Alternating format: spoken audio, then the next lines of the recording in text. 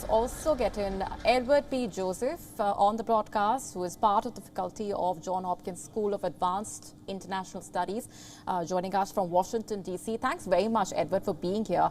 Let me ask you for your reaction to the very fact that Nancy Pelosi has landed in Taiwan and what this would mean in terms of the tensions between Washington and Beijing. How would you expect Beijing to respond? Not well. That's the question. Now, we can discuss and debate whether she should have gone, whether she had a right to go. But if the question is how will Beijing respond, the answer is not well.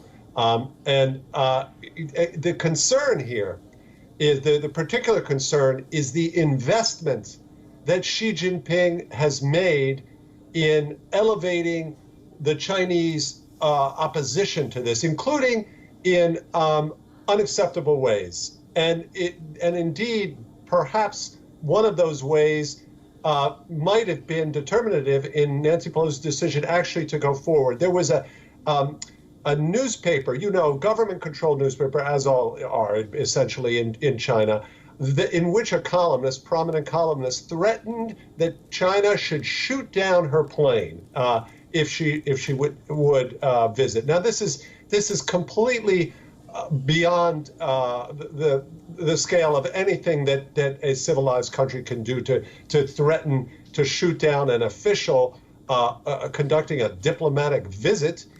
She's not bringing weapons. So that kind of just unacceptable threat might have prompted Nancy Pelosi to continue. But the problem is that Xi Jinping allowed that and green-lighted that, and in other ways, Chinese officials as well. So he's invested in the opposition to this, and now he's been shown that to have nothing, to have been ignored. And that puts Beijing and Xi Jinping in particular in a position of essentially being humiliated at a crucial time in China, because they're having this Chinese Communist Party conference in which he wants to have his position again sealed as president for an unprecedented length. And so he, even in a Chinese system, he requires political support. And even in as this authoritarian system that they have, still there's factions and there's political support.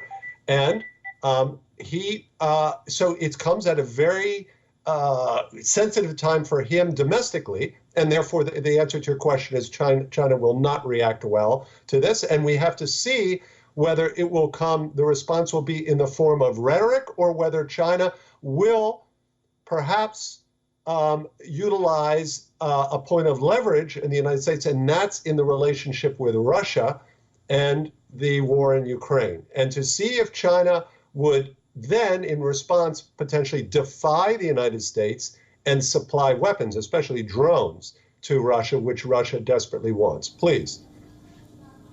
Right, Edward, just hold that thought there as we continue to assess what this visit by the U.S. House Speaker to Taiwan would mean for the relationship between Washington and Beijing, coming at a time when tensions have already been rising. Here's a look at these tweets that have been put out by Nancy Pelosi just a few minutes ago.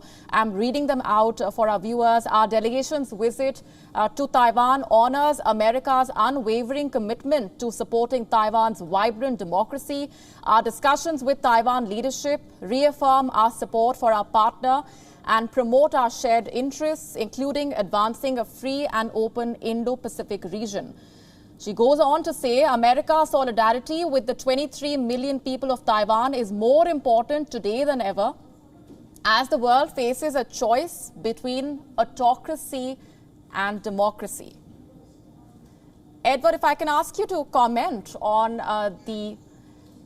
these tweets, the tone and tenor, and the messaging that Nancy Pelosi is trying to send out.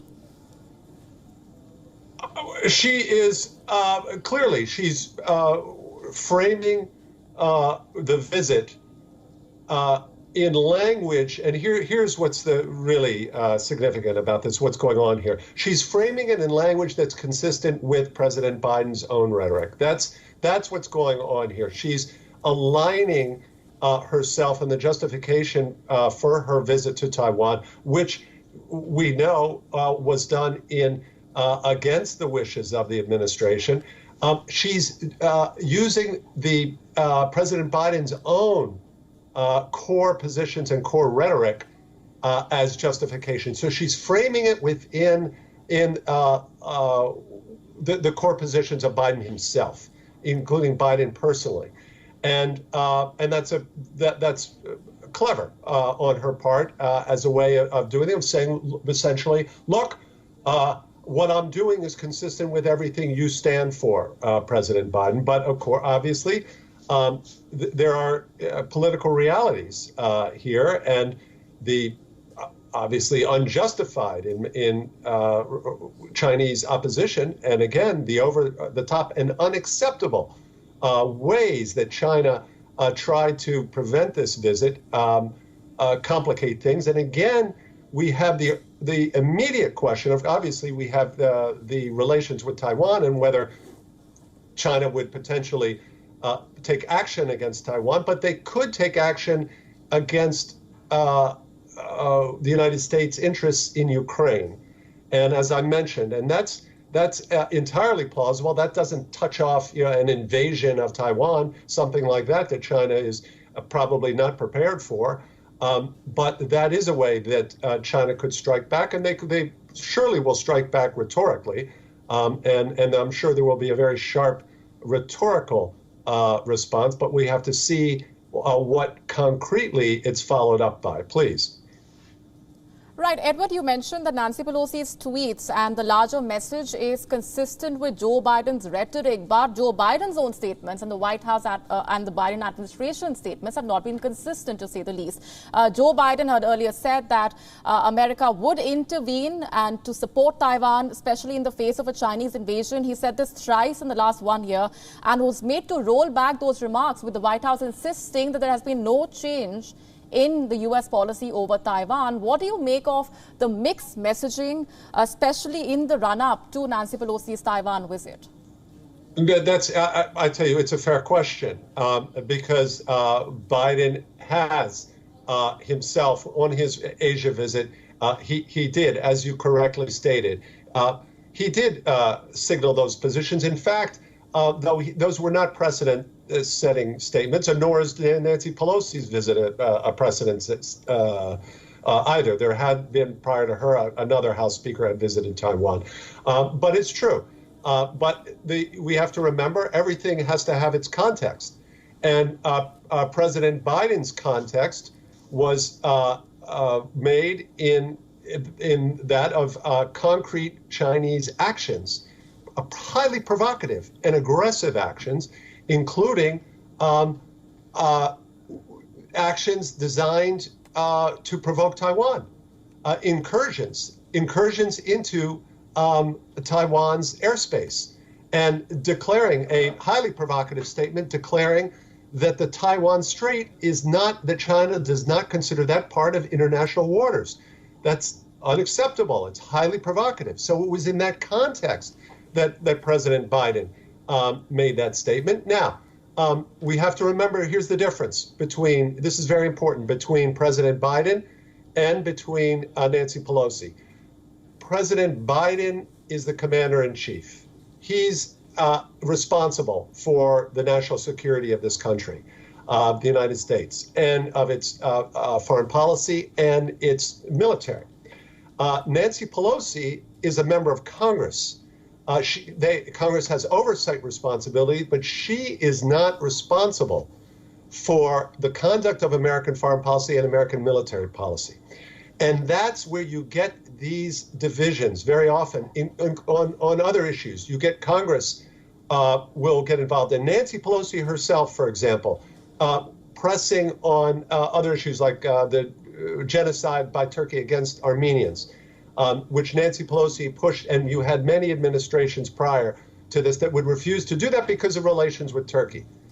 And so this is a similar circumstance. By the way, President Biden has recognized the genocide against Turkey, but this is a similar circumstance where President Biden has to manage the overall portfolio, including this very dangerous, unprovoked Russian aggression in Ukraine. He's responsible for that. She is not.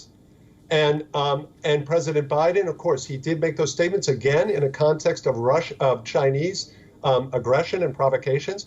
And President Biden has a strategy for dealing with China that he's executing, and I think executing fairly skillfully, that includes staunch and really good allies like India and Australia and Japan and also South Korea and other countries, and Taiwan also is a very important U.S. partner and a very important contributor to the global economy, including to the Chinese economy. China itself is dependent upon Taiwan for semiconductors, and we know that's essential to any modern economy.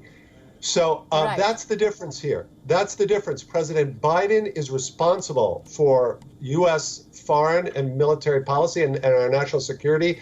Nancy Pelosi does not exactly have that same responsibility. Please. Right. I wish I had more time for a follow-up question, but we're completely out of time. Edward P. Joseph, thanks very much for joining us on the broadcast with those perspectives. Also thanking our correspondent Susan Teherani, who has been getting us those reactions from New York, and Irina Sukuman, who joined us earlier. Thanks very much. WION now available in your country. Download the app now. Get all the news on the move.